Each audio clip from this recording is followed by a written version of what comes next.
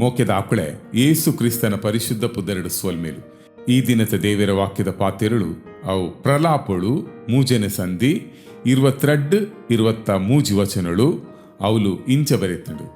ನಮ್ಮ ಒರಿದುಪ್ಪುನು ಯೆಹೋವನ ಕರುಣೆನೆ ಆಯನ ದಯಾ ವರಕುಳು ಉಂತುನೇ ಇಚ್ಚಿ ದಿನದಿನಲ ಪೊಸತ ಆದು ಒದಗಾದು ಬರ್ಪುಂಡು ನಿನ್ನ ಸತ್ಯ ಸಂಧೆ ತೆಳು ಮಲ್ಲಾವು ಅಂದು ಮೊಕ್ಕೆದಾಕುಳೆ. ನಮ್ಮ ಈ ಹೊಸ ದಿನನು ತೂಪಿನ ಮಲ್ಲ ಭಾಗ್ಯ ನಂಗೆ ದೇವಿರೆಡ್ದೆ ನೇಮಕವಾದುಂಡು.